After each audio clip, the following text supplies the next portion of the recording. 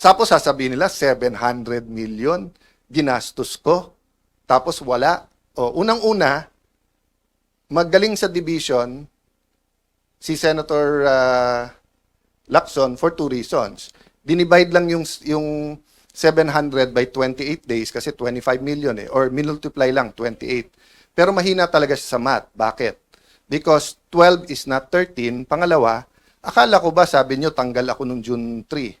O ilan araw ang May 11 hanggang June 3? O, paano naging 28? Diba? So makikita mo talaga na mahuhuli sa bibig ang isda. Pero bakit nga nanggugulo na nang manggugulo si Senator Lacson? So on one hand, stick tayo to the issue. On the other hand, there are some issues, tactical issues, na kailangan mo sagutin kasi kung hindi, masisira main message mo. So kung ang main message natin is good governance, tapos akala ng tao may anomalya sa 700 million. So sabi niya, isipin mo, walang productivity. O bakit ngayon break Every day ngayon, 25 million. So kung ngayon sasabihin ko, ang grupo ni Lacson at ni Gatchalian, 25 million today, walang nagawa. Tomorrow, 50 million, walang nagawa. O sa Monday, kung 5 araw na, 125 million, walang, naka-break tayo Meron pre-trial Diba?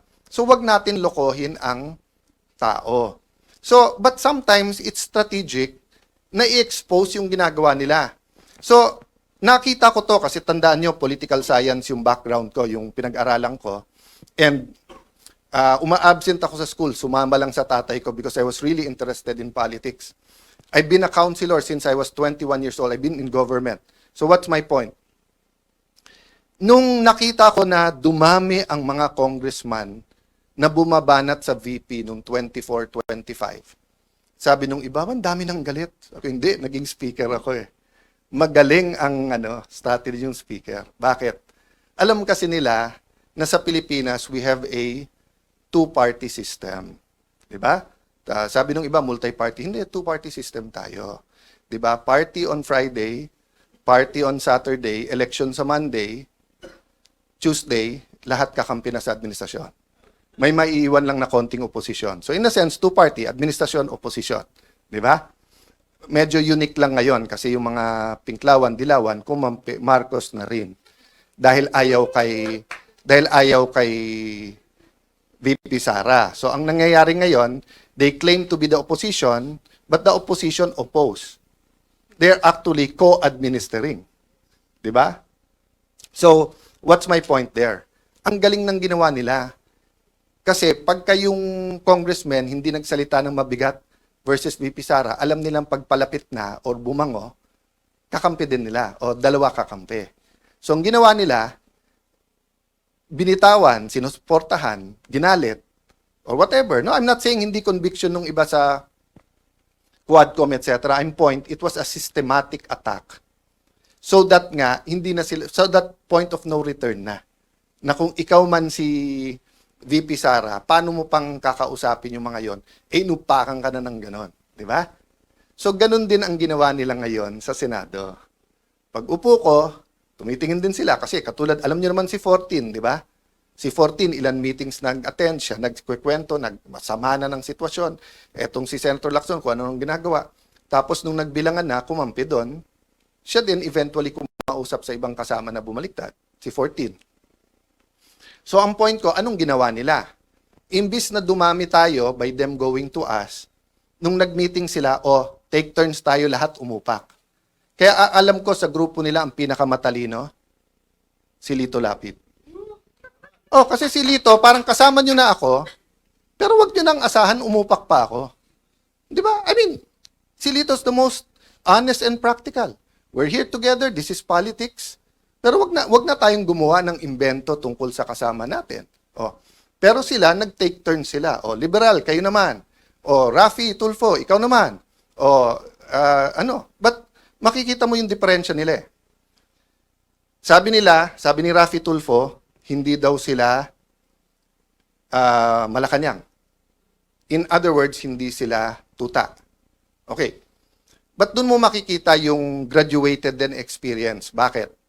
Kasi si Senator Tito Soto and Senator Rafi Tulfo, at least sila tuta ng Malacanang. Pero si Erwin tuta lang ni Lacson. Hindi siya tuta ng Malacanang. 'Di ba? Kasi nga may hawak sa kanya si Senator Lacson na alam sa kanya. Yung sinabi niya na may tatlong kumausap na wag pumirma. Unang-una, yung dalawa kakampi na nila. Pangalawa, yung kakampi lang isa, nagsabi nakwento din sa akin yon. Sinabi kay Erwin, kami ang ginaganito ngayon. Ito ang hawak sa'yo. 1, 2, 3, 4, 5. Isang araw, ikaw gaganon. Kaya nung una, hindi rin pumirma si Erwin. So, yun ang mahirap sa Senado. 24 lang kami. Araw-araw kami nagkwekwentuhan. Minsan, nagiinuman pa. Kaya kung magkwekwento kayo, ayusin nyo kwento nyo kasi alam ko rin yung kwento eh. Di ba? Magkwekwento kayo, bitin pa. Oh, yung totoo. Oh, Erwin Tulfo, isa-isay natin hawak sa'yo. Gusto mo? O yung contractor na balik-balik sa office mo, yung contractor sa party, o marami pang iba. Doon muna tayo. O marami pang iba, 'di ba? Okay. So sabi nung iba, kung sasabihin mong tuta, ano si Senator Lacson? Hindi na po tuta si Senator Lacson, aso na po siya. Matagal na po matagal na eh. Okay. But ano ang ibig ko sabihin sa aso? Anong klase? Iba-iba kasing klase ng aso. Yung kayo po, pagka may utos sa inyo, kayo ay nag-asikaso. Meaning you take care of it. Meron din pong aso-kaso. Ano yung aso-kaso? Tatahol yung aso, kakasuhan. So kung makikita nyo po makikita nyo, ang usual procedure, kaya may affidavit o wala, ang witness itetest mo, huwag mong pababasahin ng affidavit. Kasi baka hindi siya gumawa ng affidavit. Si Senator Lacson, binaliktad niya. Hindi, basahin mo na lang yung affidavit. Hindi, sandali, payagan mo muna ang DOJ, kunin yung witness, gagawin yung affidavit. Pagbalik, basahin mo yung affidavit. Hindi po yun ang sistema. Nasaan yung mga abogado na kahit kakampi nyo sa Pinklawan, yung mga dean ng law school, nakita nyo rin yan eh. Noon time na yun, hindi pa panahon magsalita. Kasi akala natin, tama yung pupuntahan. Hindi eh. It's selective justice and some of it's not justice, yung iba doon invento. That's why naiintindihan ko yung sakit nung isa. Nasabi niya, inosente ako pa kakasuhan, plunder pa. Di ba? So, I won't go there because I don't wanna talk about that now. And pasensya na po kayo. Minsan pa kasi sa putikan yung away, so mapuputikan ka talaga, babato ka rin sa putik. But that doesn't mean as Christians, mag-iimbento tayo. We will use money, we will use PR, we will use etc. Di ba? So, pasensya na po kayo kung minsan, kailangan kong sagutin. Tactical yon. But going back to the strategic, ano ba ang ating trabaho ngayon? To reveal the truth. The truth about the problem in healthcare. How do people get their healthcare? So, pero habang nire-reveal natin, may balik yan So, yesterday, in-inform tayo ng mga kaibigan natin sa DOH na tinanggal na daw tayo sa system. So, hindi na daw tayo pwedeng mag-refer ng mga gagamutin sa iba't ibang ospital. That might be the price we have to pay. And we know, we don't have enough personal resources para ipagamot lahat. Pero, we have enough resources to hire buses. So kung by Monday o Tuesday, DOH, hindi kayo mag-ayos, ibubus ko lahat ng kamag-anak